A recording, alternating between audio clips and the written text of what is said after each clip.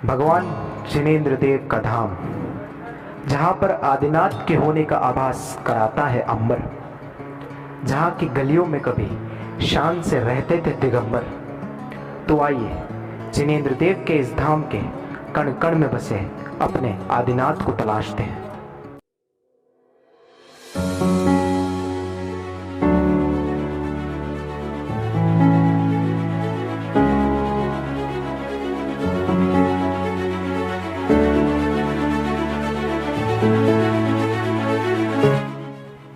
नमस्कार, जय जिनेंद्र। मैं प्रासूप जैन, स्वागत है एक बार फिर से आप सभी का। और आज मैं ऋषभदेव से 23 किलोमीटर और खैरवाड़ा से 10 किलोमीटर पर स्थित भगवान जिनेंद्र देव के मंदिर पर दर्शन करने आया। तो आइए दर्शन करके धर्म लाभ लेते हैं भगवान जिनेंद्र देव का।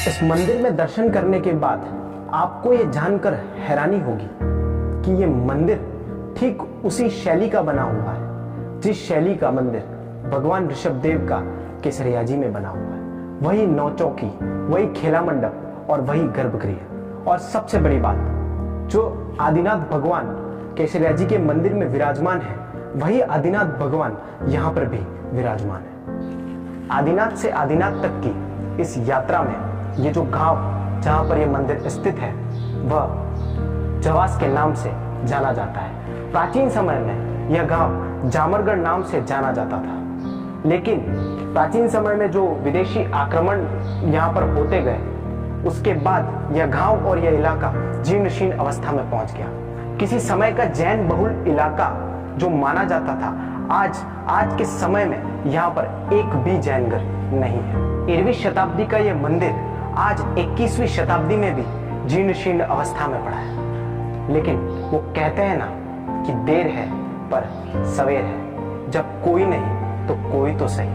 भगवान जिनेंद्र देव का आशीर्वाद कहे या केसरिया दादा की कृपा, आज इस 21वीं सदी में, इस युग में एक संगठन ऐसा है जो लगातार इस मंदिर के जीर्णोद्धार के लिए प्रयास कर रहा है। वो संगठन है युवा परिषद। युवा परिषद हर साल आदिनाथ से आदिनाथ तक की पैदल यात्रा का आयोजन करवाता था, जिससे धर्म प्रभावना हो सके और लोगों की श्रद्धा इस मंदिर के लिए और बढ़े। दिगंबर जैन युवा परिषद की जीर्णोद्धार की कार्यनीति पर अगर हम ध्यान दें तो वे लोगों से किसी शुभ अवसर पर, जैसे जन्मदिन या सालगिरह पर मात्र 500 रुपए का दान लेते हैं और उस दान रूपी राशि को भगवान ऋषभदेव के इस मंदिर के शांति धारा और अभिषेक के कार्य में लगाया जाता है। और उस दिन का अभिषेक और शांति धारा उसी परिवारजन के नाम से होता है और उस पैसे को मंदिर के जीर्णोद्धार के काम में लिया जाता है। हमारे शास्त्रों के अनुसार अगर हम किसी प्राचीन मंदिर के जीर्णोद्धार के लिए कोई राशि दान के रूप में देते हैं तो हमें 100 नए मंदिर बनाने का पुण्य लगता है। तो मेरा आप सभी से निवेदन है कि युवा परिषद की इस जवास दिगंबर जैन मंदिर के जीर्णोद्धार करने की जो पुण्यकारी योजना है, उसमें आप तन मन धन से सहयोग प्रदान करें और धर्मलाभ लेवे और पुण्यार्जन करें। परम पूज्य आचार्य 108 वैराग्य नंदी जी गुरुदेव के आशीर्वाद से दिगंबर जैन युवा परिषद ने इस मुहिम को पूरा करने की ठान ली। और आइए देखते हैं कि आचार्य भगवान ने इस मुहिम को लेकर क्या आशीर्वचन युवा परिषद को दिया। जय बोले आदिनाथ भगवान की जय।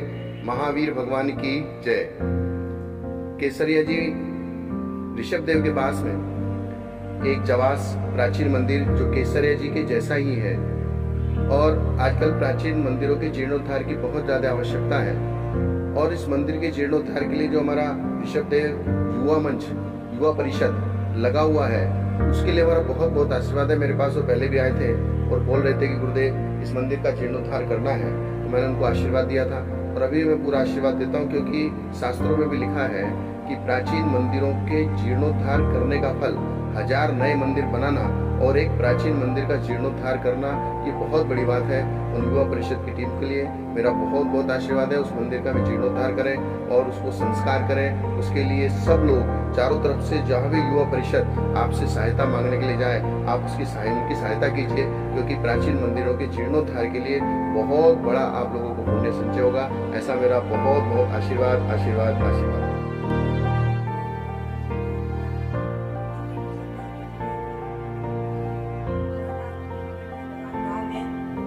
वहाँ युवा परिषद के सक्रिय कार्यकर्तागण, जो उस ऋषभ देव केसरिया की युवा परिषद के सक्रिय कार्यकर्तागण, जो उसकी शाखा के लोग सबसे जुड़े हुए हैं और वहाँ जवास के मंदिर का जीर्णोद्धार कर रहे हैं। मैं आपको बताऊं, जीर्णोद्धार का पुण्य अनंत गुना विशेष है। पद्म पुराण में आया है, जैन रामायण में, कि सारे पुण्य को एक पन्ने में रखो, एक तरफ रखो, और मंदिर का जीर्णोद्धार और विकास और मंदिर निर्माण, उसका पुण्य और दिन प्रतिमा के निर्माण का पुण्य बहुत भारी हो जाता है, बहुत महान है। तो उसका जीर्णोद्धार करके आप जिन मंदिर का विकास और उसमें भगवान शब्द विराजमान है, बहुत अच्छी बात है, बहुत प्रसन्नता है। जीर्णोद्धार तो श्री राम के पिता दशरथ ने कैलाश पर्वत की ऊपर बने हुए 72 जिन मंदिरों का जीर्णोद्धार कराया है, ऐसा हमारे जैन रामायण में आया है। तो जीर्णोद्धार कराने वाले महान भाग्यशाली पुण्यशाली हैं। उसमें हमारे सचिन जैन जो अध्यक्ष हैं और जो मंत्री जी हैं उसके वहाँ के धनपाल जी आदि, उनकी पूरी टीम, उनके लिए हमारा बहुत बहुत मंगल आशीर्वाद है। इस प्रकार से जैन मंदिर का जीर्णोद्धार करा के और साथ से पुण्य का संपादन करें और ये तीर्थ प्रसिद्धि को प्राप्त होता रहे, युग युग तक उसे भगवान शिवदेव की प्रतिमा की पूजा से लोग धन की आराधना करते रहे, यही प्रेरणा। अब मैं आपको एक एक करके उन लोगों से मिलवाने जा रहा हूं जिन लोगों ने अपना संपूर्ण जीवन इस मंदिर की देखरेख में व्यतीत कर दिया, जो लगातार इस मंदिर में आते थे और अपना पूजन पाठ का कार्य करते थे और इस मंदिर के जो जीर्णोद्धार है उस पर ध्यान देते थे। तो आइए मिलते हैं उन लोगों से। तो अभी मैं आपको जिस व्यक्ति से मिलाने जा रहा हूं, उन्होंने अपना जीवन ही जवास मंदिर की सेवा में लगा दिया। यूं कहें तो वे मूल निवासी तो ऋषभ देव के थे, लेकिन जवास मंदिर के प्रति उनकी श्रद्धा और विश्वास कुछ इतना था कि वो जवास मंदिर में ही रहते थे और अपना जो दैनिक चर्या है वो जवास मंदिर में ही वो सारे कार्य करते थे और जवास मंदिर को एक तरह से भगवान की सेवा वहां पर करते थे। तो मैं आपको मिलाने जा रहा हूँ आदरणीय ब्रिजलाल जी नौगामा से, जो लगातार इस मंदिर की सेवा बने हुए थे और जिन्होंने लगभग 20 साल अपने जीवन में मंदिर की सेवा में लगा दी। और यूं कहें तो वह जवास मंदिर के लिए वन मैन आर्मी थे, जिन्होंने सारे कार्य जवास मंदिर के आज तक के जो अभी तक मतलब जितने भी पूरे हुए हैं वो इन्हीं की देन मानी जाती है मंदिर के लिए। तो जय जिनेंद्र। जय जिनेंद्र। आपको खूब खूब स्वागत है। आपका बहुत बहुत स्वागत है। कौन से सन से आप मंदिर से जुड़े थे? 91 से। 91 से आप मंदिर से जुड़े थे? 1951। क्या 1951। तो क्या क्या कार्य आपने मंदिर में कराए आपके रहते? सारा मंदिर का काम कराया है, कुल्लन मंदिर का पूरा मैनेज कराया सब। अच्छा। सारा मंदिर का काम, जीर्णोद्धार, मार्बल लगाना, अंदर की मूर्ति लाया, प्रतिष्ठा कराया, कहाँ से लाए, सब मैनेज कराया सब। अच्छा, तो आप मतलब कैसे समय निकाल के वहाँ पर जाते थे वो सारा कार्य? अपना समय कैसे निकालते थे आप और वहाँ पर जाते थे अपना कार्य करने के लिए? ऐसा नहीं, 20 बरस से मैं वहाँ रहता, वहीं रहता था। तो काम कराता, दिन भर रहता और शाम को आकर यहाँ खाना खाता। अच्छा, तो मंदिर में ही आप अपना समय बिताते? हाँ, मंदिर में वहाँ भी रहता, यहाँ भी चला जाता। अच्छा, तो अगर कोई ऐसी चीजें जो मंदिर में आपने अतिशय के रूप में कभी देखी हो, ऐसी कोई चीजें जो मंदिर में अभी आपको लगता हो हाँ। कि ये मंदिर में चीज अभी बाकी है, जिस वर्तमान स्थिति जो है मंदिर की हाँ, उसे हाँ, देखकर, हाँ। और तब कैसा था? हाँ, एक दिन क्या हुआ, मैं रात को सोया था, हम्म, सुबह 4-1 बजे मैं उठा और मेरे साथ में कांतिलाल भाणावत थे। वो तो केसरी आ गए, रवाना हो गए। फिर मैं 4 बजे 5 बजे के बीच में वेदी पर बैठा हुआ था, मुल्ला ले बैठा हुआ था मैं। तो एक पल खुले, इतनी देर में आदिनाथ भगवान की मूर्ति बाहुबली में प्रकट हो गई। अच्छा। हाँ, बाहुबली एक क्षण के लिए बाहुबली, वो मैंने दृश्य देखा। फिर वापस है प्रतिमा वही आ गई, और एक प्रतिमा पितल की थी, पास में खेत से मेरे को मिली थी, इतनी बड़ी प्रतिमा जो आज मंदिर में है अभी। अच्छा। देखे आपने? हाँ, वो मंदिर में छोटी मूर्ति है, छोटी इतनी पास, वो पास खेत में मिली है मेरे को। तो ये थे मेरे साथ जवास मंदिर के लिए 1 मैन आर्मी कहे जाने वाले ब्रजलाल जी नौगामा, जिनसे हमने मंदिर के अतिशय के बारे में और मंदिर के कार्य के बारे में जाना। अभी के लिए इतना ही। कैमरा पर्सन प्रकाश के साथ मैं प्रासुत। मेरे साथ जो इस वक्त व्यक्ति मौजूद है, उनका परिवार लगभग 100 सालों से इस पूरे क्षेत्र के, इस नगर के कोठारी के पद पर आसीन है, और ये व्यक्ति खुद पिछले 32 सालों से इस नगर के सेठ के पद पर आसीन है, और इनका परिवार विगत 100 सालों से इस नगर के सेठ के पद पर आसीन है। और एक विशेष बात इस परिवार और इन व्यक्ति के साथ जुड़ी हुई है कि व्यक्ति हमारे समाज के जो भामाशाह लोग हैं उनमें से आते हैं, जिन्हें अगर समाज का प्रथम भामाशाह कहा जाए तो इसमें कोई दोहराए नहीं। तो मेरे साथ इस वक्त मौजूद है दिगंबर जैन समाज ऋषभदेव के सेठ साहब आदरणीय राजमल जी कोठारी, जिनसे अब हम जो ये कार्य योजना है इसके प्रारूप और इसके बारे में जानेंगे, साथ ही इनके जीवन के कुछ अनुभव भी हम जानेंगे। नमस्कार। जय जी। बहुत बहुत स्वागत है आपका। आप, जैसा कि मैंने आपके बारे में पढ़ा, 32 सालों से इस सेठ की जो पद है उस पर आसीन है। तो विगत 32 सालों से आप कई मंदिरों से, कई साधुओं से जुड़े हुए हैं, और अगर मैं बात करूं जवास मंदिर की, जो जीर्ण शीर्ण अवस्था में अभी है, आप लगातार उसके प्रयास में लगे हुए थे कि कोई आए इस मंदिर का जीर्णोद्धार करे। तो अभी युवा परिषद ने ये मुहिम चलाई, जीर्णोद्धार करे। इस मुहिम को आप किस नजरिए से देखते हैं, और आपने इस मुहिम को जब आप पता चला तो आपने इसे कैसे हैंडल किया? जवास का कार्यक्रम पहले ब्रिजलाल जी नौगामा दिखते थे, लेकिन इनकी उम्र के 80-85 साल होगी। इन्होंने मंदिर को खेरवाड़ा समाज को सुपुर्द किया, मगर खेरवाड़ा समाज में नहीं लेके कि नाथूलाल जी एक हिकावत करके इनको चाबी दे दी इन्होंने कि आप संभालो। लेकिन वो जितना डेवलप करना चाहते थे, लेकिन वो नहीं कर पा रहे। तो हमारे यहाँ के युवा परिषद के साथी भाई सचिन और ये गंगड़े जो जी मेरे आए थे 5-7 जने, क्या सेठ साहब इस जवास मंदिर का हम जीर्णोद्धार करना चाहते हैं। मैंने कहा करिए, बढ़िया है, समाज पूरा आपको सहयोग देगी, उसमें क्या तकलीफ है। आप उनके ब्रिज साफ कर नहीं पा रहे हैं, और चाबी नाथूलाल जी की बहुत देर की खेरवाड़ा, आप उनसे चाबी ले लो और आप अपने हाथ में ले सकते हो। और अपने हाथ में लेने के बाद इस मंदिर का जितना भी जीर्णोद्धार, तो शिखर गिरने जैसी स्थिति में है और से स्तंभ गिरने जैसे है, आप पहले सबसे पहले मंदिर का शिखर ठीक कराओ, गिरे नहीं। मूर्ति बढ़िया है और अतिशय बहुत बढ़िया है उस मूर्ति का। तो वर्तमान में जो मूर्ति है विराजमान है, उसका अतिशय इतना बढ़िया है। अगर आप एक बार जाओ, कोई भी मनोकामना लेके चले जाओ, आपकी मनोकामना उस जवास मंदिर के अंदर आपको पूरी हो जाती है। मैंने इन सचिन जी को यही कहा था, आप पूरा टीम आपके है और बढ़िया युवा, आप जितना भी काम कर सकते हो जीर्णोद्धार का आप करो। ऋषभदेव समाज आपको पूरा सहयोग देगी, और हम भी व्यक्तिगत रूप से आपको कह रहे हैं जिस तरह से तन मन धन से पूरा आपको सहयोग करेंगे। जो जवास का मंदिर है, जो कार्य योजना और जो प्रारूप जो तैयार किया गया है जवास जो युवा परिषद है उसके द्वारा, तो वो कार्य योजना और प्रारूप के अनुसार जन सहयोग सबसे बड़ी चीज है युवा परिषद के लिए। तो आपके द्वारा एक अपील आम जन को, समाज के लोगों को, कि उन्हें जन सहयोग प्रदान करें, क्योंकि आप इस सेठ के पद पर आसीन हैं। मैं तो कहूँगा सबको कि जितना भी सहयोग कर सकते हैं ज़्यादा से ज़्यादा सहयोग दें। और मंदिर के मामले जीर्णोद्धार के अंदर तो अपना जैन धर्म में पहला दायित्व है कि सहयोग देना, जीर्णोद्धार में देना चाहिए। और साधु के मामले में चातुर्मास साधु को आरदा देना चाहिए, मंदिर का जीर्णोद्धार देना चाहिए। ये जैन धर्म का हर व्यक्ति का पहला काम और है। आप तो समाज के प्रथम हाँ, तो भामाशाह। मैंने तो पहले भी कहा, मेरे से हर तरह से जो भी सहयोग होगी आपको दूंगा, तन मन और धन से, हर तरह से। जहाँ भी चाहिए मेरा सहयोग उपयोग, आप मेरे को ले जाओ, और जो भी रुपया दिला नहीं, जो पैसे होगी मैं आपको वहाँ से रुपया भी दिलाऊंगा। और ये जवास मंदिर को जिस हिसाब से हमने देखा, वो एक जो बड़ा मंदिर है हमारा केसरिया जी का, उसी शैली में बना हुआ है, आपने भी उसे देखा होगा। तो कई ऐसी चीजें आपने वहाँ पर देखी होगी जवास मंदिर के बारे में, उसके अतिशय के बारे में, उसके महत्व के बारे में। तो मैं और जनता, मतलब जो आम जन है, वो आपसे जानना चाहता है कि जवास मंदिर की कुछ ऐसी विशेषताएं जो आपने वहाँ पर देखी। मेरे को भी 2-4 बार यहाँ जवास मंदिर में जाने का कारण पड़ा। मैंने वहाँ देखा, उस मंदिर में इतना चमत्कार है। अगर एक बार आदमी 5 मिनट होकर मंदिर के पास बैठ जाए, मूर्ति के सामने, उसको ये लगता उठने की भावना नहीं होती कि मैं वहाँ से उठूँ।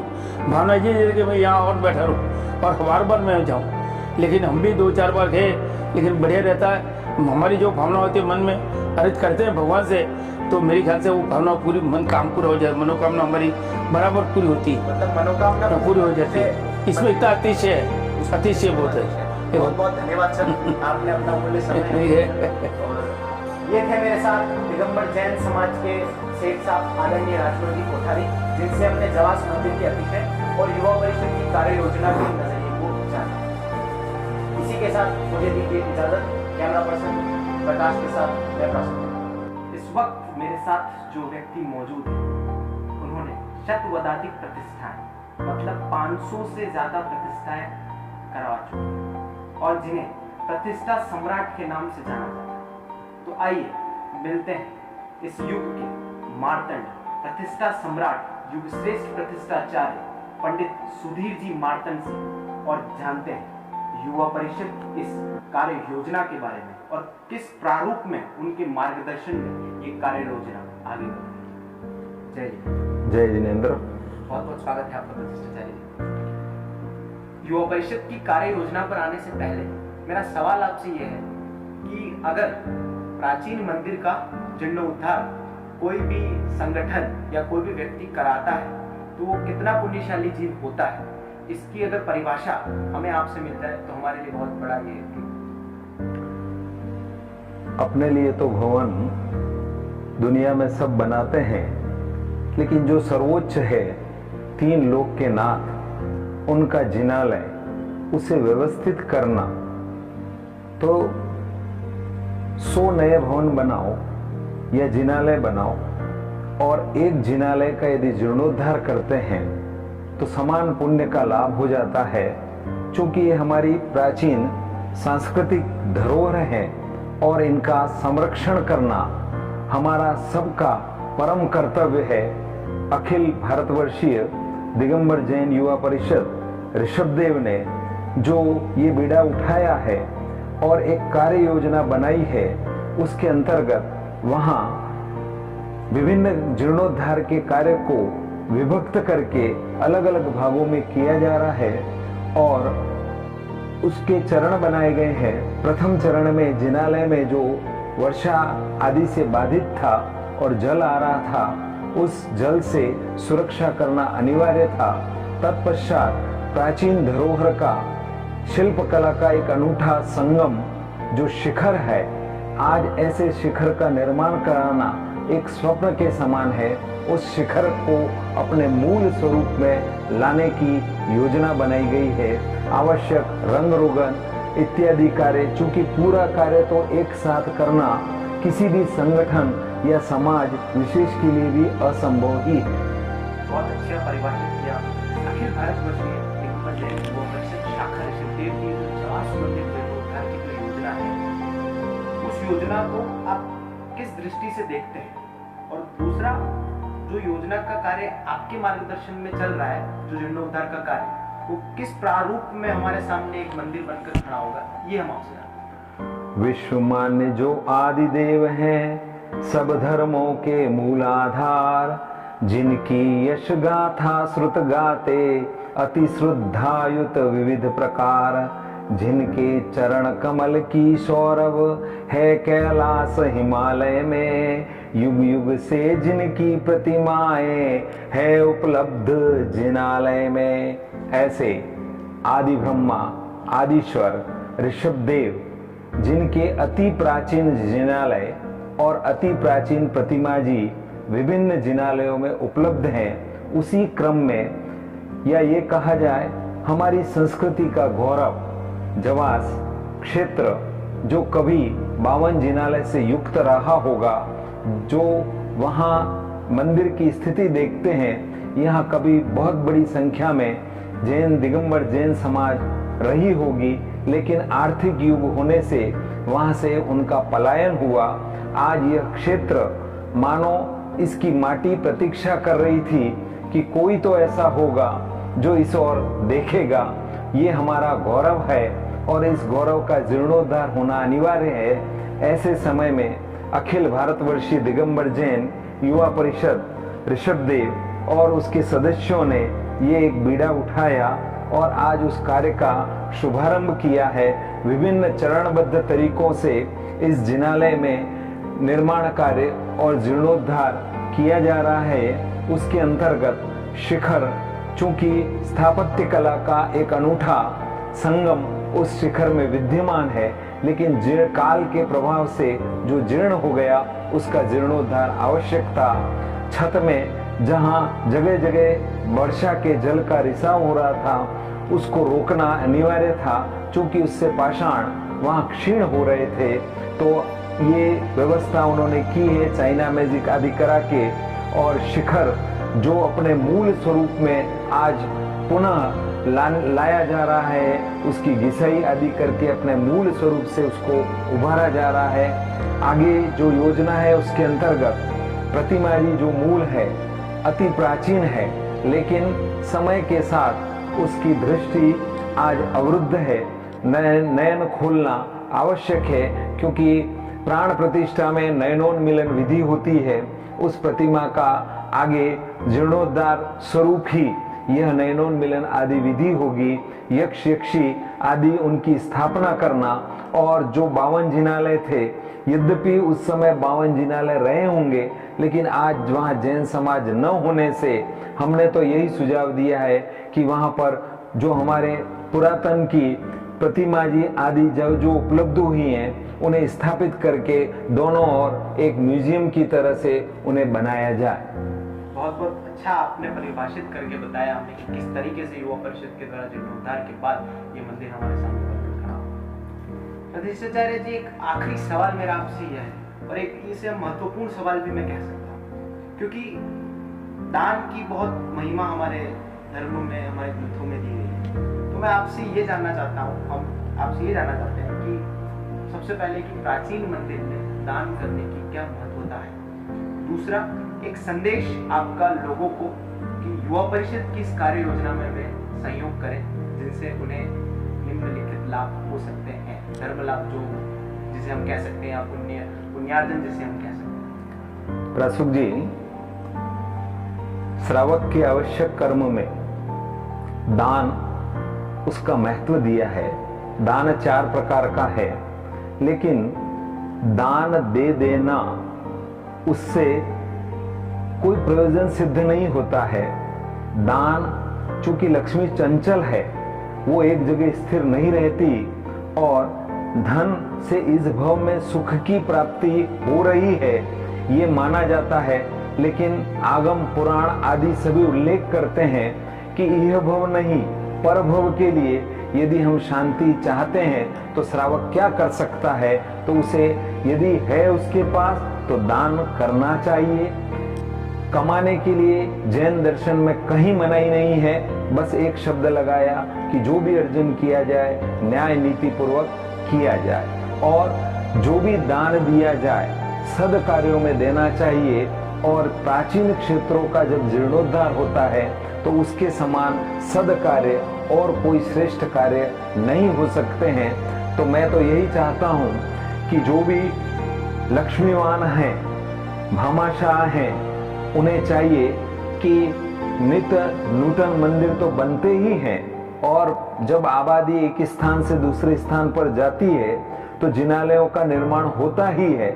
लेकिन जो हमारी प्राचीन संस्कृति की धरोहर हैं, ऐसे जिनालयों की सुरक्षा यदि हम नहीं कर पाएंगे तो हमारा ये इतिहास, जो जैन समाज का इतिहास आज भी बोल रहा है, ये हमें ढूंढना पड़ेगा और ऐसे प्राचीन क्षेत्रों के जीर्णोद्धार में सभी को अपनी यथाशक्ति योगदान देना चाहिए। चूंकि भारतवर्षीय दिगंबर जैन युवा परिषद शाखा ऋषभदेव उसके जो सदस्य हैं वे अपने तो पूरे प्रयास कर ही रहे हैं, लेकिन समाज को भी इसके साथ, समाज के विभिन्न प्रतिनिधियों को उनके साथ में कंधे से कंधा मिलाकर अपनी चंचला लक्ष्मी का सदुपयोग करते हुए दान देना चाहिए।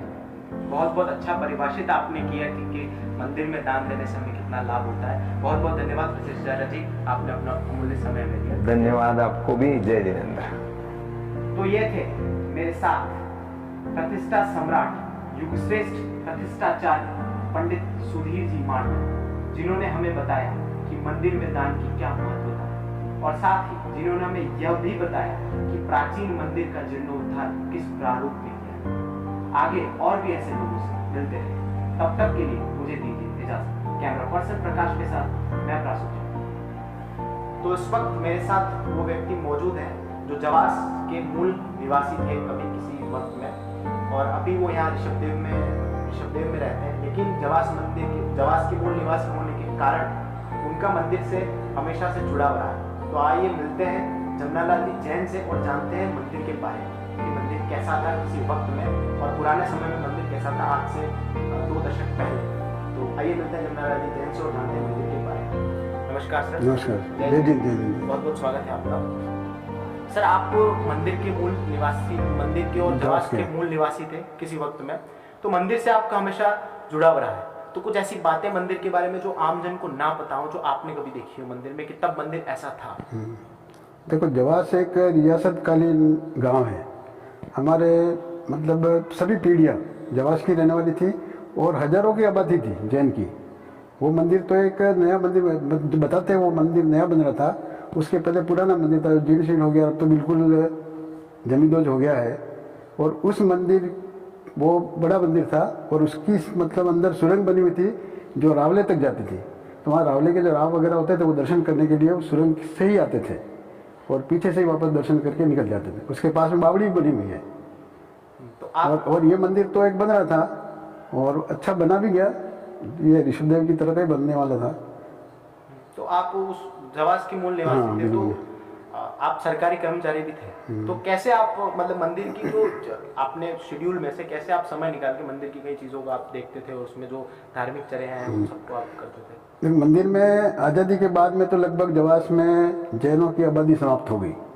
ऐसे काफ़ी मकान थे, लेकिन वो धीरे धीरे करके अपने व्यवसाय के हिसाब से, कोई काम धंधे के हिसाब से जवास को छोड़ करके अन्यत्र गाँवों में जा करके बस गए। अब कोई रहा नहीं। हमारा परिवार और एक और परिवार थे मंगली भाई करके, वो भी वहाँ पर रहते थे, लेकिन उनका उतना योगदान नहीं था। वो जवास में रहते थे, लेकिन वो दर्शन करने भी कभी मंदिर वगैरह भी जाते थे, उनकी पत्नी वगैरह जाती थी, तो हम ही उसको संभालते थे पूरा मंदिर को। हमारी दादी 1966 तक वो वहीं रहती थी और हम वहाँ पर सेवा, उस समय क्या सेवा पूजा का इतना प्रचलन नहीं था, द्रव्य पूजा का, तो कभी दर्शन करने जाते थे।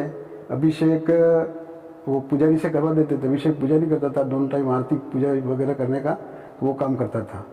और अभी तक कभी जो हमने अभी जब ये महासभा ने वगैरह लिया तब तक ये सब उसका खर्चा वगैरह हम ही देते थे, हमारा परिवार ही। तो किसी समय का वो जैन बहुल इलाका बिल्कुल था, जैन बहुल इलाका था जहाँ पर बहुत। हाँ, वर्तमान में जो मुस्लिम निवास कर रहे हैं वो सब किसी जमाने में जैनों के घर थे। और जवास की जो बस्ती थी वो भांडा से मिली हुई थी।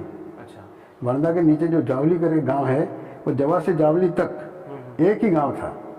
अभी भी खंडर मिलते हैं। आप जवास से पैदल चलते हुए धीरे धीरे करके तो जावली की तरफ जाओ तो खंडर मिलते हैं मकानों के। तो मतलब किसी समय का जैन बहुत विशाल गांव था। उदयपुर और डूंगरपुर के बाद में जवास ही था नगर।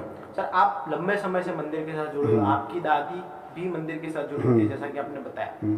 तो इस समय में कोई एक ऐसा अतिशय आपने कभी देखा हो जो मंदिर के साथ जुड़ा हुआ, कोई ऐसी घटना आप बताना चाहेंगे? ये हमारे देवल का भांजा बाबूलाल, उसके बच्चे के अंदर क्या थोड़ा बोलता नहीं था, बोलने में हेजिटेट करता था। उसके जीवन के अंदर तो थी लेकिन वो बोलता नहीं था और लोगों के सामने बात करता तो चाह करके छिप जाता किसी कमरे में।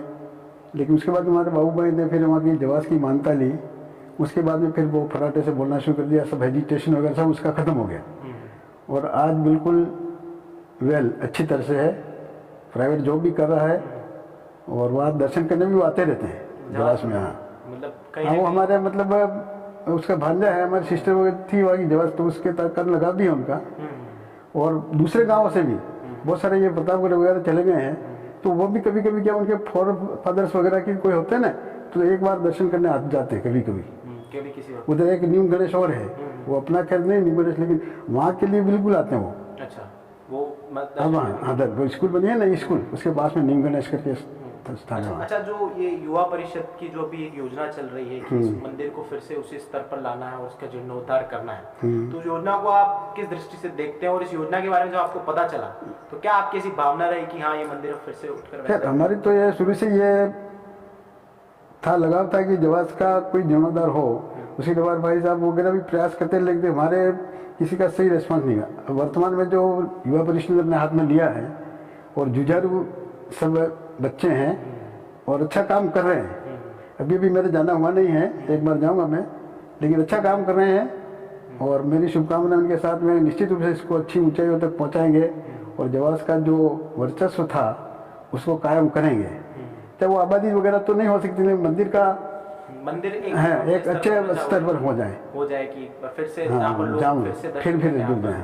तो यही शुभकामनाएं आपकी। बिल्कुल मेरी शुभकामना है और धन्यवाद सर, आपने अपना समय हमें दिया। बिल्कुल धन्यवाद।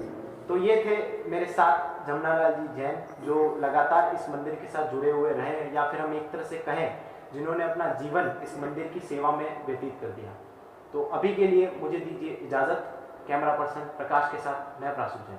मेरे साथ इस वक्त मौजूद हैं भरत जी किकावत, जो जवास मंदिर के जीर्णोद्धार में लगातार लगे हुए हैं और लगातार वो प्रयासरत हैं कि जवास मंदिर का जीर्णोद्धार हो जाए। नमस्कार सर, जय जिनेन्द्र। नमस्कार जय जिनेन्द्र, बहुत बहुत स्वागत है आपका। धन्यवाद। सर, आप हमें संक्षेप में एक बताना चाहेंगे कि जवास मंदिर की जीर्णोद्धार की जो ये भावना और ये योजना है, किस प्रकार आपके दिमाग में और किस प्रकार आपने इसे रखा और कैसे सहयोग ले रहे हैं आप लोगों का? ये जवास मंदिर जो है बहुत पुराना मंदिर है और कई वर्षों से मैं यहाँ पे आया जाया करता था, जब यहाँ पे इसकी कोई सार संभाल नहीं करता था, क्योंकि जवास में एक भी जैन का घर नहीं है। इस वजह से ये मंदिर उपेक्षित सा पड़ा हुआ था।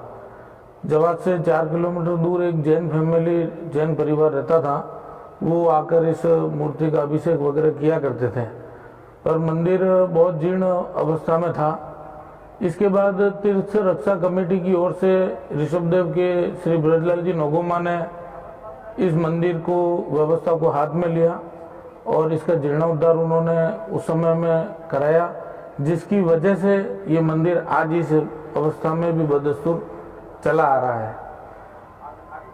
ब्रजलाल जी ने इस मंदिर को सुरक्षित रखने में अहम योगदान दिया है। आज से 20, 22, 25 वर्ष पहले ब्रजलाल जी ने अलग अलग जगह से जन सहयोग लेके और इस मंदिर का जीर्णोद्धार कराया था।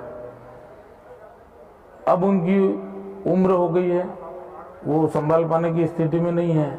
2-5 वर्ष पहले जब मैं वहाँ गया था तो वहाँ का जो पुजारी है और सफाई कर्मचारी वगैरह थे, तो मैं जब भी जाता था वहाँ की व्यवस्था मुझे ठीक लगती थी कि ये लोग काम कर रहे हैं। तो फिर इस व्यवस्था को ब्रजलाल जी से बात करके हमने इस व्यवस्था को हाथ में लिया और हाथ में लेने के बाद में वहाँ के मंदिर की पुजारी और इनकी जो तनख्वाह वगैरह है उनकी व्यवस्था हम करते रहे और जीर्णोद्धार का भी ख्याल दिमाग में चलता था कि इस मंदिर का बहुत ज़्यादा विकास तो नहीं कर पाने की स्थिति में है, लेकिन कम से कम ये जो मंदिर है उस अवस्था में बचा रह जाए, वही बहुत बड़ी बात है।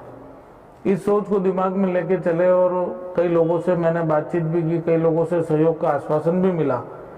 इस बीच में ऋषभदेव युवा परिषद की जो टीम है उन्होंने हमसे संपर्क किया और उन्होंने इस मामले में अपना इंटरेस्ट बताया कि भाई जवास मंदिर का जीर्णोद्धार किया जाए तो हम सहयोग करने के लिए तैयार हैं। तो उस चीज़ को लेकर हम आगे चले। ऋषभदेव युवा परिषद, ऋषभदेव के लोगों ने सहयोग किया, खरवाड़ा के लोगों ने सहयोग किया और इस बार हमने जवास मंदिर के जीर्णोद्धार की एक शुरुआत की है।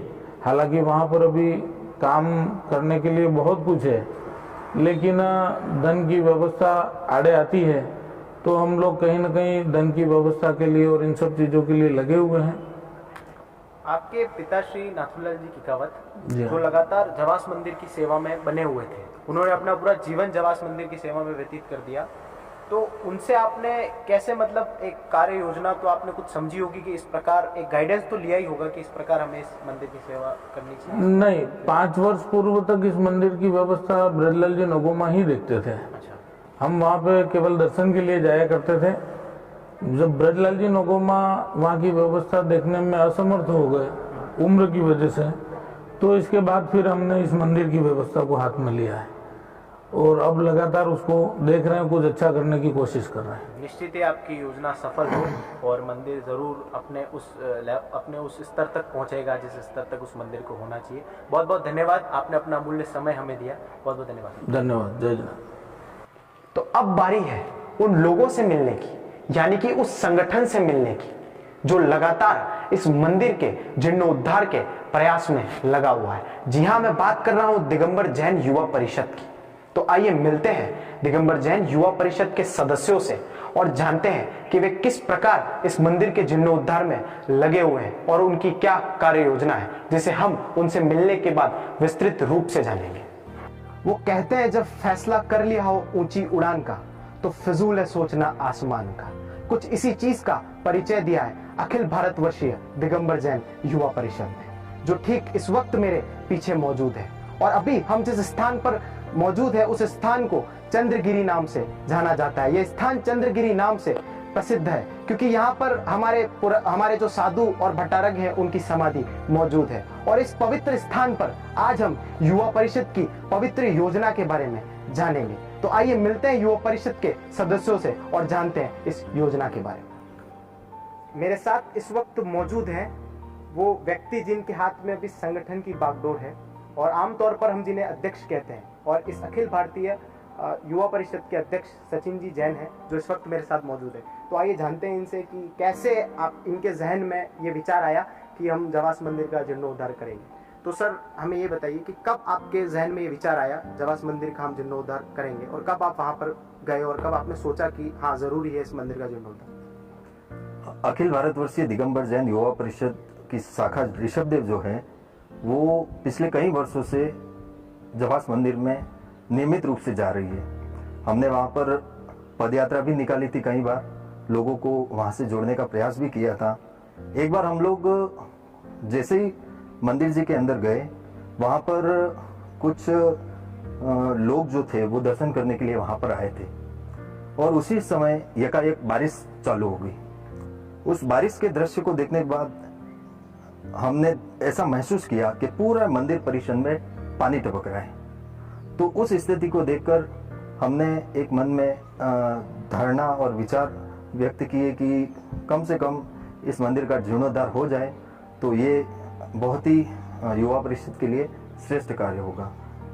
इसी मतलब लगभग कितने वर्ष पहले आप वहाँ पर विजिट किया था आपने, जो आप अभी बात बताइए आपने? हम लगभग 2011 से वहाँ पर जा रहे हैं और हमारे युवा साथी भी लगभग हमारे सभी साथियों ने ऐसा सोच रखा था कि इस मंदिर के लिए हम कुछ न कुछ करें, और अभी योग ऐसा आया कि 2020 से हमने वहाँ पर जीर्णोद्धार का कार्य प्रारंभ कर लिया। तो ये थे मेरे साथ युवा परिषद के अध्यक्ष सचिन जी जैन, जिन्होंने हमें बताया कि विगत 11 वर्षों से युवा परिषद जवास मंदिर के जीर्णोद्धार में लगा हुआ है और कटिबद्ध है उसके जीर्णोद्धार के लिए, और वो उसका जीर्णोद्धार करवाने के बाद ही अपनी दूसरी योजनाओं को आगे बढ़ाएगा। तो सचिन जी से हमने इस कार्य योजना की जो शिलान्यास है उस बारे में जाना। अब आगे और भी सदस्यों से मिलते हैं और जानते हैं इस कार्य योजना के बारे में। तब तक के लिए मुझे दीजिए इजाजत। कैमरा पर्सन प्रकाश के साथ मैं प्रासूत हूं। तो इस वक्त मेरे साथ मौजूद हैं युवा परिषद के महामंत्री, जो कि अध्यक्ष के बाद सबसे बड़ा पद होता है। तो आइए हम इनसे जानते हैं कि इस पूरी कार्य योजना में इन्होंने अपने साथियों के साथ कैसे कॉम्बिनेशन को स्थापित किया और कैसे उन्होंने कोऑर्डिनेशन करके एक सामंजस्य स्थापित करके लोगों से चर्चा की। तो सर हमें ये बताइए कि कैसे आपने इस मंदिर के जीर्णोद्धार के लिए लोगों से चर्चा की और कैसे आप गए लोगों को ये कार्य योजना आपने समझाई कि हमारी इस प्रकार की कार्य योजना है? जवास मंदिर एक अतिशयकारी प्राचीन आदिनाथ भगवान का मंदिर है। जब हमारे परिषद ने इस मंदिर को जीर्णोद्धार करने के लिए बीड़ा उठाया तो सबसे पहले हम वैराग्यानंद गुरुदेव के पास गए, जिनको उन्होंने उनकी वास्तविक स्थिति को समझाया और उन्होंने बताया कि इस मंदिर के बारे में जानकारी रखने वाले सभी व्यक्तियों से आप मिलकर उनसे चर्चा कर इसके जीर्णोद्धार का काम करें। फिर हम सर्वप्रथम इस मंदिर को लंबे समय से रखरखाव करने वाले ब्रजलाल जी नगोमा से मिले। उन्होंने इनके बारे में पूरी जानकारी बताई कि मंदिर में पहले कैसे क्या स्थिति थी और उन्होंने किस प्रकार इस मंदिर के बारे में काम कराया, इसका किस तरह उद्धार कराया। फिर इसके बाद वहाँ से लंबे समय से जो मूल निवासी थे वहाँ के जमुनालाल जी जैन, उनसे मिले। उन्होंने उसके इतिहास के बारे में बताया कि जवास मंदिर पहले किस तरह से यहाँ पे था, यहाँ किस तरह जैन लोग रहते थे। इसके बाद हम हमारे ऋषभदेव के नगर सेठ राजमल जी कोठारी साहब, सुरेश जी जो हमारे दिगंबर जैन समाज के अध्यक्ष हैं उनसे मिले, महामंत्री जी प्रकाश जी बनावट से मिले और इनसे इस मंदिर के बारे में जीर्णोद्धार के बारे में भावना भाई, उन्होंने हमको अच्छा सपोर्ट किया। फिर हम ज्योतिषी को जानने के लिए हम सुधीर जी मार्टन के पास गए, उन्होंने इसके बारे में अच्छी जानकारी दी और साथ ही हम खेरवाड़ा में रहने वाले निवासी भरत जी से मिले और उन्होंने भी हमको जवास मंदिर के जीर्णोद्धार के बारे में अच्छी सफलता देने के लिए। कितना समय लगा आपको इस पूरे? ये हमें 1-2 महीने लगे जिनमें हम इन सब से मिले और इसके जीर्णोद्धार के लिए हमने रूपरेखा बनाई। तो अभी हमें युवा परिषद के महामंत्री जी द्वारा बताया गया कि इस युवा परिषद कार्य योजना को स्थापित करने में और लोगों से चर्चा करने में उन्हें कितना समय मिला। आगे और भी सदस्यों से मिलने के लिए हमारे साथ बने रहिए। तब तक के लिए मुझे दीजिए इजाजत। मेरे साथ इस वक्त एक ऐसे व्यक्ति मौजूद हैं जो प्रदेश स्तर पर अपने परिषद का प्रतिनिधित्व करते हैं, जिन्हें प्रदेश प्रतिनिधि कहा जाता है और जिनका नाम महेंद्र जी दलावत है, जो इस परिषद में प्रदेश प्रतिनिधि के पद पर आसीन है। तो आइए हम इनसे जानते हैं कि किस प्रकार इन्हें जीर्णोद्धार से पहले किन किन कामों की आवश्यकता पड़ी। तो सर हमें ये बताइए कि इस जवास मंदिर के जीर्णोद्धार से पहले आपको किन किन कामों की आवश्यकता पड़ी, क्या ऐसी नेसेसरी चीजें थी जो वहाँ पर आपने करवाई कि हाँ हमें इन चीजों की आवश्यकता पड़ सकती है? अशोक जी, मैं कहना चाहूँगा कि सर्वप्रथम हमने जो युवा परिषद की बैठक ली उसमें हमने सर्वसम्मति से ये तय किया गया कि इसमें मंदिर जी में जो अति आवश्यक कार्य हैं वही हम हाथ में लेंगे, उसके मूल स्वरूप को बिना छेड़छाड़ किए हम सारे काम करवाएंगे। जिसके तहत मंदिर जी में पानी टपक रहा था तो छत पर चाइना मोची करवाना, नल फिटिंग करवाना, पानी की सुविधा उपलब्ध करवाना। इसके साथ साथ उस मंदिर जी में वास्तु दोष था तो वास्तु दोष का निवारण का भी कार्य उसमें करवाएंगे। तो मतलब एक पूरी तरीके से आपने एक प्लान सेटअप किया, वहाँ प्लान पहले से सेटअप कर रखा था और हमने तय कर रखा था कि मंदिर जी में जो अति आवश्यक कार्य है हम वही कार्य करेंगे जो जीर्णोद्धार से ताकि मंदिर जी का मूल स्वरूप वही रहे और मुख्य रूप से उसका जो शिखर है उस शिखर का भी जो मुख्य स्वरूप है वो उसी में बना रहे, उसी के अनुरूप हम ये कार्य निर्माण के कार्य सारे करवाएंगे। बहुत बहुत धन्यवाद सर। Thank you. तो ये थे मेरे साथ प्रदेश प्रतिनिधि जिन्होंने हमें बताया कि जीर्णोद्धार से पहले जिन जिन चीजों की आवश्यकता होती है उन्होंने उसे कैसे उपलब्ध कराया। आगे के और सदस्यों से मिलते हैं और जानते हैं इस कार्य योजना के बारे में। तब तक के लिए मुझे दीजिए इजाजत। प्रदेश प्रतिनिधि से मिलने के बाद अब बारी है जिला प्रतिनिधि से मिलने की। तो मेरे साथ इस वक्त मौजूद है युवा परिषद के देहात जिला महामंत्री पुष्पदंत जी मेहता, जो अपने परिषद का प्रतिनिधित्व जिला स्तर पर करते हैं। तो आइए मिलते हैं पुष्पदंत जी से और जानते हैं कि अभी तक जवास मंदिर में कौन कौन से ऐसे जीर्णोद्धार के कार्य हैं जो पूरे हो गए हैं। नमस्कार सर। जय जय। हमें ये बताइए सर कि अभी तक जवास मंदिर में कौन कौन से जीर्णोद्धार के कार्य हैं जो पूरे हो गए? जो शांति धारा से और दान दाताओं से जो राशि आय मिली और अब नए अगले स्तर पर इसमें क्या किया जाएगा, जो मंदिर का जो गुंबज है उस गुंबज का काम पूर्ण इसी 2021 में कराने का पूरा प्रावधान जिला युवा परिषद की टीम द्वारा ले लिया गया। और इस 2021 में इस कोरोना महामारी की वजह से भी वापस लोगों से मिलना नहीं हुआ, लेकिन अब वापस लोगों से संपर्क कर सहयोग लेके और युवा परिषद के सभी साथियों से सहयोग लेकर अब जो गुंबज का अधूरा काम है जो पूर्ण रूप से पुरानी प्राचीन स्थिति में उसको लाने का प्रयास किया जाएगा और 2021 में पूरा मोटो बना रखा है कि इसको पूर्ण करना। एक मेरा सवाल आपसे ये है कि आप जिला स्तर पर महामंत्री, तो जो हमारे पीछे अभी सदस्य मौजूद हैं, इन सदस्यों का किस प्रकार से योगदान रहता है कार्यों में और आप किस प्रकार से योगदान लेते हैं, क्या प्रारूप योगदान रहती है? प्रारूप में तो ये रहता है कि हमारी प्रदेश पर जो कमेटी बनी हुई है वो हमें किसी भी प्रकार का प्रोग्राम देती है। हम ज्ञानमती माता जी से हस्तिनापुर से जुड़ी पूरी टीम है, तो हम जैसे देहात का काम है तो देहात में हम अलग अलग गाँव में अलग अलग युवा परिषद की टीम बनाते हैं और आगे से जो प्रोग्राम दिए जाते हैं वो प्रोग्राम हम वापस शाखा लेवल पर देते हैं, जिससे क्या है कम्युनिकेशन बराबर बना रहे और इसी तरह से पूरे कार्य किए जाते हैं। बहुत बहुत धन्यवाद सर। जय जी। तो ये थे मेरे साथ देहात जिला महामंत्री पुष्पदंत जी मेहता, जिन्होंने बताया कि मंदिर में जीर्णोद्धार के कौन कौन से काम पूरे कर दिए गए हैं और साथ ही इन्होंने ये भी बताया कि सदस्यों से किस प्रकार योगदान लिया जाता है कार्यों को पूरा करने के लिए। आगे और भी सदस्यों से और पदाधिकारियों से मिलने के लिए मेरे साथ बने रहिए। तब तक के लिए मुझे दीजिए इजाजत। प्रदेश प्रतिनिधि जिला महामंत्री से मिलने के बाद अब बारी है हमारी उनसे मिलने की, जो प्रदेश स्तर पर इस परिषद के महामंत्री हैं, जिनका नाम धनपाल जी गंगावत है। तो आइए जानते हैं उनसे कि किस प्रकार वे प्रदेश स्तर से ऋषभदेव शाखा को एक सहायता प्रदान करते हैं मंदिर के जीर्णोद्धार के लिए। नमस्कार सर। सर हमें ये बताइए कि किस प्रकार आप प्रदेश स्तर से शाखा को मदद देते हैं और एक सहायता प्रदान करते हैं मंदिर के जीर्णोद्धार के लिए।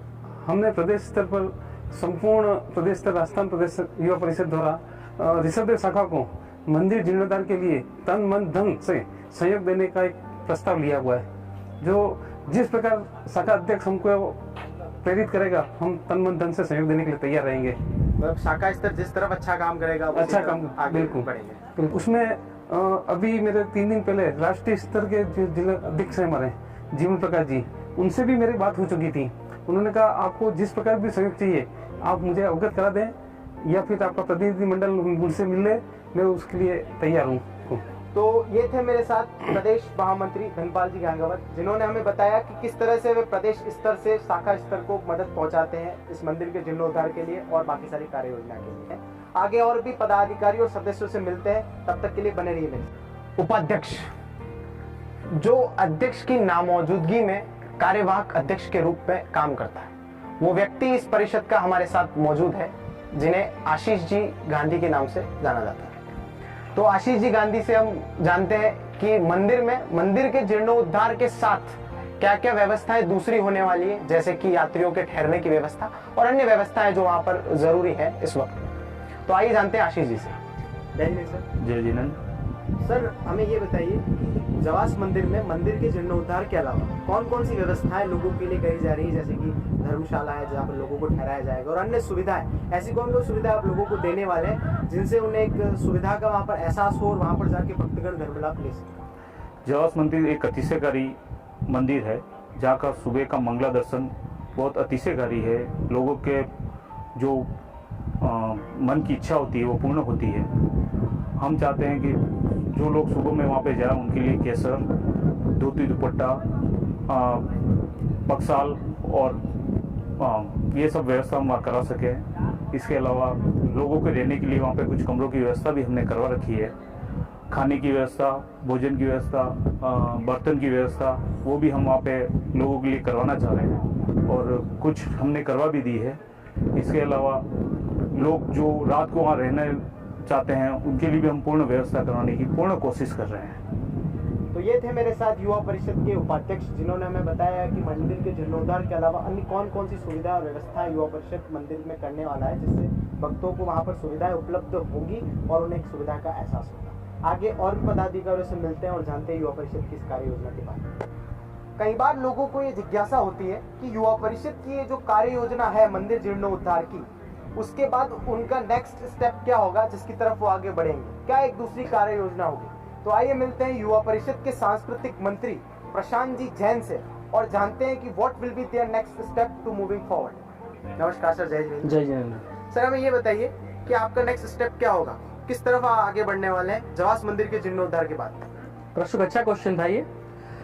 जवास मंदिर के लिए युवा परिषद जो कार्य कर रही है, जिससे धार्मिक कार्य के अलावा हम जो विचार कर रहे हैं, पहले तो मैं धार्मिक कार्य में एक चीज ऐड करना चाहता हूँ कि जवास मंदिर के लिए हमने ये सोचा है कि जो भी भामाशाह जिन्होंने भी हमको आर्थिक रूप से जो योगदान दिया है, तो हम एक स्मृति स्वरूप उनके परिवार की या उनके परिवारजन की जो भी है उनकी तस्वीर हम मंदिर परिसर में लगवाएं जब ये कार्य पूरा हो जाएगा। और दूसरी बात, धार्मिक कार्य के अलावा जब हम बात करते हैं तो जैसे जैन समाज के लिए हम एक बहुआयामी सोच रखते हैं। तो उसमें सबसे पहले हम व्यापारी वर्ग, जो हमारी स्ट्रेंथ है, जैन समाज की जो स्ट्रेंथ है व्यापार, उसके लिए हम सोच रहे हैं कि व्यापारी वर्ग जो मध्यम व्यापारी हैं उनके लिए हम बाहर से कुछ रिसोर्स पर्सन को अवेलेबल करवाएं, यहाँ पर उनके सेमिनार लगवाएं, एक क्वालिटी प्रोग्राम आयोजित करें ताकि जो भी व्यापार में और उन्नति करना चाहें उसके लिए हम एक सोच रखते हैं। देखिए आगे क्या प्रोसेस बनता है, क्या हम फोकस कर पाते हैं उस प्लानिंग पर। और दूसरी एक हमारी मानसिकता में एक और चीज़ है कि जैन समाज की जो भी बालिका हैं, जो भी गर्ल्स हैं जो हायर एजुकेशन की तरफ जाएंगी, तो उनके लिए हम कुछ ऐसे वेलनेस प्रोग्राम या आत्मरक्षा संबंधित या जो भी हम उनको आगे उनकी लाइफ के लिए जो भी सूटेबल रहेगा उसके लिए हम कुछ सोच रखते हैं कि हम उनके लिए कुछ कर पाएँ। तो देखिए अभी पहला फोकस हमारा जवास मंदिर है, उसके बाद जैसे ये पूरा हो जाएगा तो हम इस तरह की सामाजिक कार्यक्रमों में अपनी सहभागिता हम देने की सोच रखते हैं। एक सवाल आपके पद से जुड़ा हुआ है, आप जो कि सांस्कृतिक मंत्री हैं, सांस्कृतिक कार्यक्रमों से जुड़ा हुआ युवा परिषद का कोई भी कार्यक्रम हो वो आपके नेतृत्व में अध्यक्ष जी के नेतृत्व में आपके द्वारा किया जाएगा। तो कोई एक ऐसा विजन सांस्कृतिक मंत्री जो आप करवाना चाहते हैं एज सांस्कृतिक मंत्री जो युवा परिषद के तौर पर युवा परिषद के उसमें हो प्रावधान में अध्यक्ष जी के नेतृत्व? देखिए सबसे पहले तो अध्यक्ष जी के नेतृत्व में जो जवास मंदिर के लिए हमने जो डॉक्यूमेंट्री बनाई है, ये एक अच्छा हमारा विजन था पहले से ही कि मंदिर को जिससे वहां तक आवागमन का बहुत ही थोड़ा सा अभी दिक्कत आ रही है, तो हम क्यों ना उस मंदिर को, जैसे हमारे साधु संत भी कहते हैं कि महावीर को एक मंदिर के रूप में स्थापित न करके हम चौराहे पे लाकर सभी जनों के बीच में रखें। तो ऐसी सोच के लिए हम इस तरह की डॉक्यूमेंट्री बना रहे हैं ताकि लोगों के बीच तक जाए और अधिक से अधिक लोगों का वहां तक उस मंदिर तक जुड़ाव रहे और बहुत ही एक चमत्कार है, उस चमत्कार को अपनी आत्मा से वो फील करें। और इसके अलावा भी जैसे हमारे अध्यक्ष जी ने जैसे बता दिया है कि आए दिनों में हम जैसे भी जैन समाज के जो भी उत्सव होते हैं उसमें हम कुछ ना कुछ प्रतियोगिता, अंताक्षरी है, जैसे जैन क्विज है या बहुत सारी ऐसी चीजें हम करते हैं, तो काफी अच्छा रिस्पॉन्स मिल रहा है लोगों का। तो हम खुश हैं कि एक अच्छा कार्यक्रम समाज के लिए हम कर पा रहे हैं। बहुत बहुत धन्यवाद सर। जय जय। तो अभी हमें सांस्कृतिक मंत्री ने बताया कि किस तरीके से महावीर के सिद्धांतों को मंदिर में रखकर जन जन तक पहुंचाने के लिए चौराहे पर लाना जरूरी है और किस प्रकार महावीर को घर घर तक पहुंचाया जा सकता है और उनके सिद्धांत सत्य अहिंसा ब्रह्मचर्य को घर घर तक पहुंचाने के लिए युवा परिषद कटिबद्ध है। तो आगे और भी पदाधिकारियों से मिलते हैं और इस योजना को विस्तार रूप से जानते हैं। तो तब तक के लिए बने रहिए। कभी भी किसी स्मारक या मंदिर का जीर्णोद्धार करने के लिए आय का होना बहुत जरूरी है और युवा परिषद ने भी कुछ इसी तरीके से काम किया है क्योंकि आय का होना जवास मंदिर के जीर्णोद्धार के लिए बहुत जरूरी था। तो आइए जानते हैं युवा परिषद के सदस्य विकास जी जैन से और जानते हैं कि उन्होंने इस मंदिर के लिए आय के स्रोत कैसे तैयार किए। तो सर हमें ये बताइए कि इस मंदिर के जीर्णोद्धार के लिए आय के स्रोत आपने कैसे बनाए और कैसे तैयार किए लोगों के? अशोक जी, एक लंबे समय से ये मंदिर उपेक्षित रहा। जवास रियासत के समय यहाँ पर एक बहुत बड़ी जैन समाज की आबादी थी और उसके बाद समय के अनुसार समाज के लोग धीरे धीरे विस्थापित होते चले गए। मंदिर भी जीर्ण शीर्ण होता रहा। एक लंबे समय से इस मंदिर में शांति धारा, पूजा अर्चना नहीं हुई। हमने इन सब चीज़ों को चालू करवाया, शांति धारा की ओर ध्यान दिया, शाम की आरती की ओर ध्यान दिया।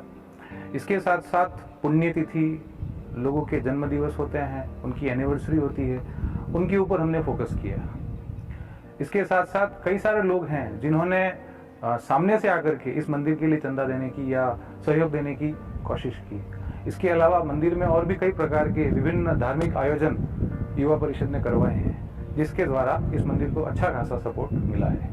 बहुत बहुत धन्यवाद सर। तो ये थे विकास जी जैन जिन्होंने हमें बताया कि कैसे अच्छे दिनों को और अच्छे कामों को आपस में जोड़कर आय के स्रोत मंदिर के जीर्णोद्धार के लिए तैयार किए गए।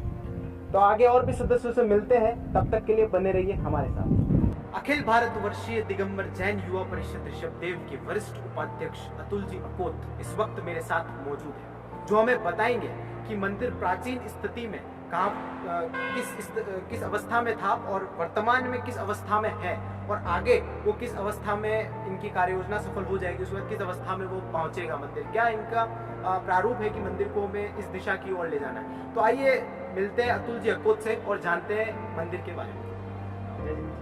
बहुत बहुत स्वागत है आपका। हमें ये बताइए प्राचीन काल में जब ये मंदिर था, जब आपने जीर्णोद्धार मंदिर का करने का सोचा, तब किस स्थिति में था, और वर्तमान में अभी लगभग आपका जीर्णोद्धार का कार्य प्रारंभ हो चुका है, तो किस स्थिति में, और आगे जब कार्य पूरा हो जाएगा तब वो किस स्थिति में आएगा? ऐसा है, प्राचीन मंदिर है ये वो, और पूर्व में जो मंदिर की स्थिति थी उसमें पूरा मंदिर में देखा जाए तो बारिश का पानी पूरा मंदिर परिसर में टपकता था। दूसरा, वहाँ का जो शिखर है वो पूरा क्षतिग्रस्त हो चुका है, और कभी भी मंदिर में कोई भी पिलर गिर सकता है या शिखर से कुछ पत्थर गिर सकते हैं, इस स्थिति में मंदिर था। हमने जब इसको कार्य करना प्रारंभ किया जीर्णोद्धार का, तो सबसे पहले हमने उसके ऊपर चाइना मजी का काम किया। सेकेंड, अभी जो मंदिर में निज मंदिर का जो परिसर है उसमें हमने प्लास्टर का काम शुरू करवा दिया था, और वो ऑलमोस्ट हो चुका है। तीसरा काम अभी शिखर का हमने शुरू कराया है, 2 दिन पहले वो काम शुरू हुआ, और 2 महीने में लगभग वो शिखर का काम भी पूरा हो जाएगा। इसके बाद हमारी आगे की भविष्य की जो प्लानिंग है उसमें हम सोच रहे हैं कि वहाँ पे मंदिर में रक्षक देव नहीं, जो कि कभी भी कोई सा भी मंदिर हो उसके लिए रक्षक देव बहुत जरूरी माने जाते हैं। तो हमारी ये प्लानिंग है कि वहाँ पे जो रक्षक देव स्थापित किए जाए। दूसरा, वहाँ पे मंदिर में जो वेदी है उस वेदी का भी जीर्णोद्धार कराने का हम प्रयास कर रहे हैं, और सोच रहे हैं कि ये काम भी हम करवाएं। तीसरा, वहाँ पे जो प्राचीन मंदिर में पिलर हैं वो अपना मूल स्वरूप खो चुके हैं, क्योंकि कभी किसी ने वहाँ पे इस तरफ ध्यान दिया नहीं। पूर्व में ब्रजलाल जी के द्वारा काम कराने का प्रयास किया गया, लेकिन उनसे जो बन पड़ा उन्होंने किया। अभी हम चाह रहे हैं कि वो पिलर मूल उनके स्वरूप में आ जाए। उसके लिए हम भामाशाहों से बात कर रहे हैं। भामाशाहों से जो भी सहयोग मिलेगा उस सहयोग से हम उस पिलरों को, प्राचीन को मूल स्वरूप में लाने का पूरा प्रयास करेंगे। बहुत बहुत धन्यवाद सर आपका। तो ये थे मेरे साथ अखिल भारत वर्षीय दिगंबर जैन युवा परिषद ऋषभदेव के वरिष्ठ उपाध्यक्ष अतुल जी अकोत, जिन्होंने हमें बताया कि ये कार्य योजना जब पूरी हो जाएगी तो मंदिर किस अवस्था में आएगा। आगे युवा परिषद के और सदस्यों से मिलते हैं और इस कार्य योजना के बारे में जानते हैं। तब तक के लिए मेरे साथ बने रहिए। मैं प्रासुक जैन, कैमरा पर्सन प्रकाश के साथ। युवा परिषद, युवा जो शब्द इनके आगे जुड़ा हुआ है, उसी प्रकार से इनके सदस्य भी हैं जो युवा परिषद के युवा सदस्य हैं। तो उन्हीं में से एक सदस्य आज मेरे साथ मौजूद हैं, गौरव जी वालावत, जिनसे हम मंदिर के बारे में और चर्चा करें। नमस्कार, बहुत बहुत स्वागत है। प्राचीन मंदिर के जीर्णोद्धार में कई ऐसी क्रांतियाँ जुड़ी हुई है कि मंदिर के मूल स्वरूप के साथ अगर हम जीर्णोद्धार करते हैं तो कई मायनों में इसे सही नहीं माना जाता। इस पर युवा परिषद ने क्या सोचा और क्या सोचकर वहाँ पर काम शुरू किया? युवा परिषद हमारी जो टीम है, इसके बारे में सबसे पहले इसके ऊपर हमने विचार विमर्श किया, और इसका जिस तरह की जो भी भ्रांतियाँ उसके ऊपर हमारी टीम के द्वारा चर्चा करने के बाद ही इसके ऊपर कार्य किया गया। हम इसके मूल स्वरूप के साथ किसी भी तरह से छेड़छाड़ नहीं कर रहे। इसका जो मूल स्वरूप है उसको बनाए रखना और उसको संरक्षित रखना हमारा सबसे पहला उद्देश्य है। उसी को बनाए रखने के लिए हमने जीर्णोद्धार का जो कार्य किया कर रहे हैं। मंदिर संरक्षित रहे, अपने मूल स्वरूप में रहे, जो मूल स्वरूप खो चुके उस मूल स्वरूप में इसको वापस लाना, यही हमारा सबसे मेन उद्देश्य है। बहुत बहुत धन्यवाद। तो ये थे मेरे साथ युवा परिषद के सदस्य गौरव जी वालावत, जिन्होंने हमें बताया कि मंदिर को फिर से अपने मूल स्वरूप में लाया जा रहा है जीर्णोद्धार के माध्यम से। तो आगे और भी ऐसे सदस्यों से मिलते रहेंगे। तब तक के लिए मेरे साथ बने रहिए। कैमरा पर्सन प्रकाश के साथ मैं प्रासुक जैन।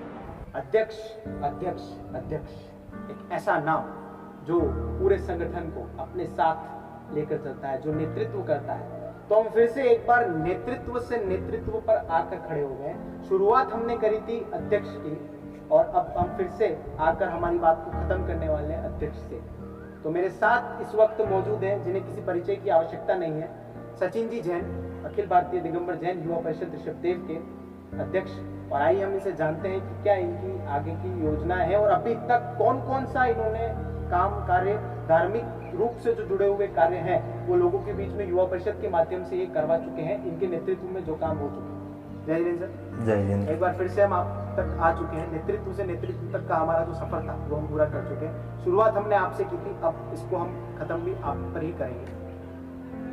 एज पर मेरा क्वेश्चन आपसे यही है कि जितने भी आपके कार्य हैं, जवास मंदिर जो योजना है उसके अलावा जो आपने लोगों से करवाए हैं, एक धर्म रूपी योजना के तहत जिसे धर्म लाभ हो, एक धर्म की प्रभावना हो, जैन धर्म की प्रभावना हो। और जैसा कि सांस्कृतिक मंत्री ने अभी हमें बताया कि महावीर के सिद्धांतों को मंदिर में तो रखना ही है, उसके बाद उन्हें चौराहे पर लाना है ताकि जन जन तक, घर घर तक महावीर के सिद्धांत पहुंचे।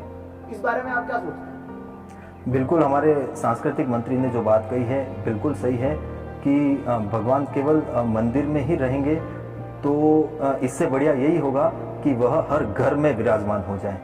इसके लिए जैसे कि आपने मुझे प्रश्न किया है उसी का मैं प्रत्युत्तर देना चाहूँगा कि हम भगवान को घर घर तक पहुँचाने के लिए सबसे पहले तो स्वाध्याय लोगों में कैसे डेवलप हो, उसके लिए हम कई प्रकार से धार्मिक आयोजन करते हैं। जैसे हम लोग प्रतिवर्ष, जैसे इस बार हमने पर्युषण में भी और महावीर जयंती पर भी धार्मिक प्रश्नोत्तरी का आयोजन किया था।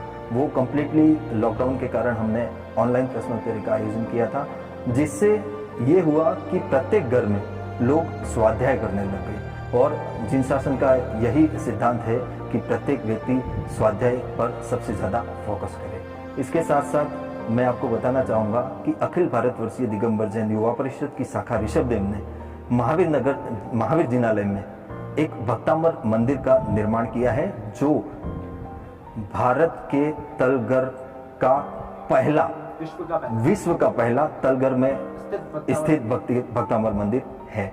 उसका निर्माण भी युवा परिषद के द्वारा ही करवाया गया है। इसी के साथ हम लोग प्रतिवर्ष गुरुकुल मंदिर परिसर में भगवान के समक्ष 1008 दीपकों से महाआरती का आयोजन भी प्रतिवर्ष हम लोग करते हैं। इसी के साथ भक्तांबर मंदिर में हम लोग प्रतिवर्ष भक्तांबर पाठ का भी आयोजन करते हैं और साधुचर्या में सहयोग भी युवा परिषद की ओर से नियमित रूप से किया जाता है।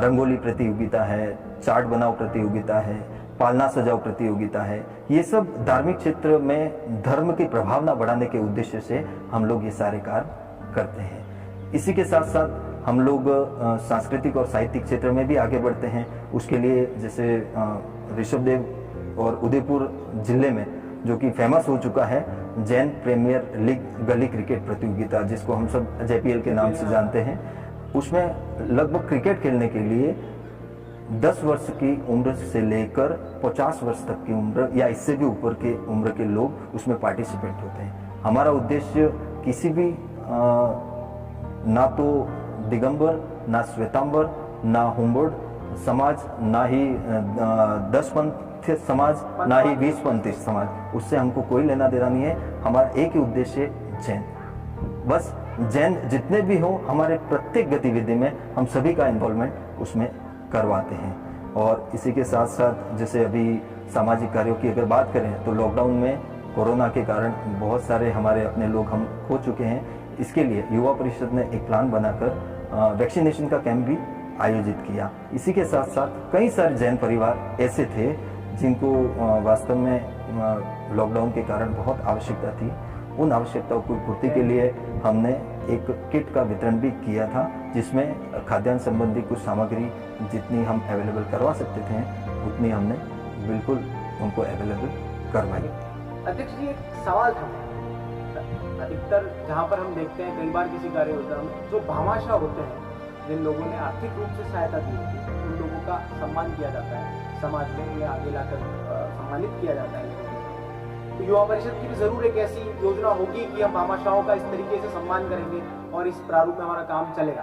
तो क्या वो ऐसा आपका एक तरीका है या फिर क्या आप ऐसा करना चाहते हैं भामाशाहों के लिए, जिनसे उनको भी सम्मान मिले जो उन्होंने दान राशि मंदिर के लिए दी? जवास मंदिर में जो हम कार्यालय का निर्माण कर रहे हैं उसमें एक हमने निश्चित राशि रखी है। उस राशि को जो भी व्यक्ति देता है उनके परिवार या उनकी जो भी कपल का फोटो है वो हम उस कार्यालय में लगाएंगे परमानेंटली। ठीक है। इसी के साथ हमारे वहाँ पे जो रक्षक देव 2 हमको स्थापित करने हैं, जिनकी तरफ से भी वो रक्षक देव स्थापित किए जाएंगे, उनका बाकायदा हम मार्बल की पट्टी लगाकर उनका नाम उस पर अंकन करेंगे।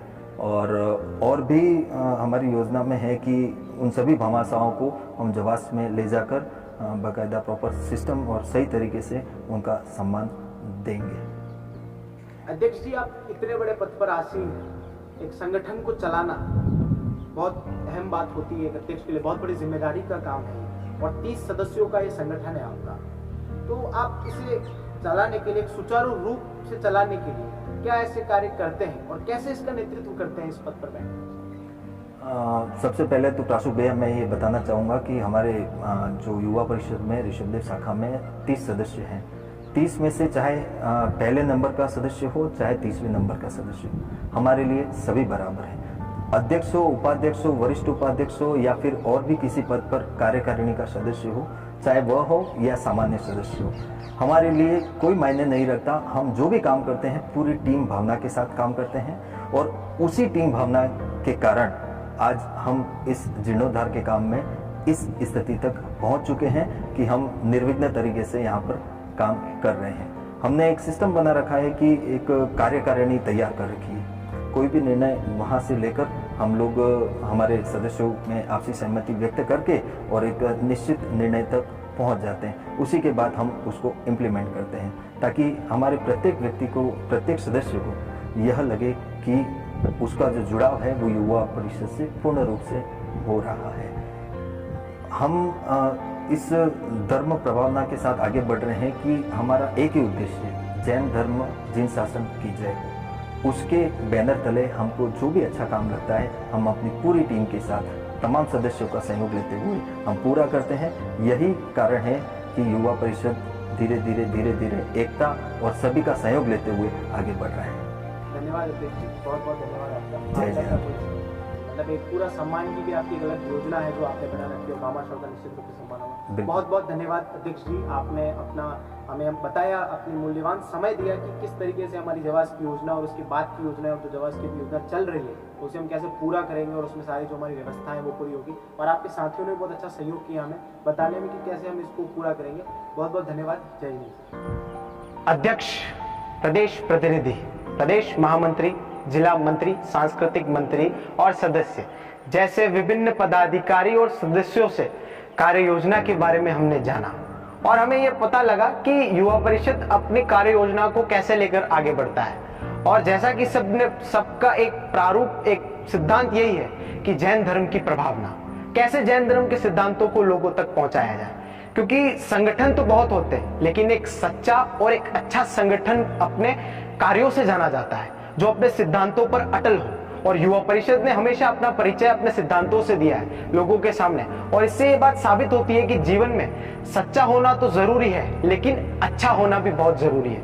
इनके नेतृत्व करने की जो क्षमता है जो इनके पदाधिकारियों में हमेशा नजर आती है, इनके सदस्यों में कार्य करने की जो क्षमता है वो हमेशा नजर आती है। और उसी की बदौलत आज जवास मंदिर जो काफी समय से जीर्ण शीर्ण अवस्था में पड़ा था, आज जीर्णोद्धार की स्थिति में है। 21वीं सदी के इस समय में भी जहां पर हम देखते हैं कि जैन समाज एक प्रतिष्ठित समाज है, देश के प्रतिष्ठित समाजों में आता है, लेकिन फिर भी हमारे मंदिर जीर्ण शीर्ण अवस्था में पाए जाते हैं। लेकिन जैसा कि मैंने आपको पहले बताया कि कोई नहीं तो कोई तो सही, तो युवा परिषद ये कोई बन के लोगों के सामने आया है और इस मंदिर के जीर्णोद्धार के लिए आगे बढ़ा है और निश्चित ही उनकी कार्य योजना सफल होगी। और एक और बात, मैं युवा परिषद की पूरी टीम और उनके नेतृत्व का धन्यवाद करता हूं जिन्होंने इस डॉक्यूमेंट्री बनाने के लिए लोगों तक एक संदेश पहुंचाने के लिए मुझे चुना। मैं प्रासुक जैन उनका हार्दिक धन्यवाद देता हूं और उन्हें ये आश्वस्त करता हूं कि आगे भी अगर उन्हें कभी किसी भी चीज में मेरी जरूरत हो तो मैं हमेशा उनके लिए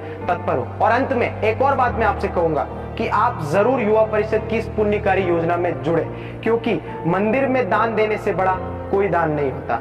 एक पुराने मंदिर में, एक प्राचीन मंदिर के जीर्णोद्धार में अगर आप कोई दान देते हैं तो 100 नए मंदिर बनाने का पुण्य आपको लगता है। तो आप इस जवास मंदिर की पुण्यकारी योजना में जरूर सहयोग देवें। नमस्कार, धन्यवाद, जय जिनेंद्र।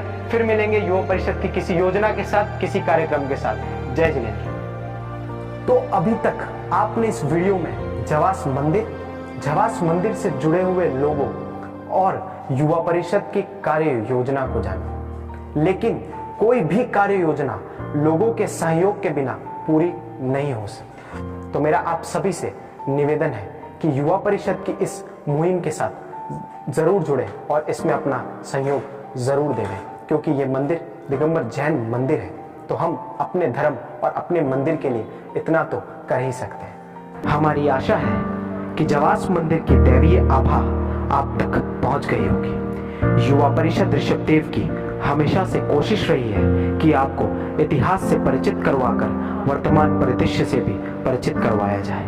आगे और भी ऐसे वीडियोस को लेकर युवा परिषद जल्द ही आपके सामने हाजिर होगा, क्योंकि विकास की ये मुहिम अब यही नहीं थमने वाली है।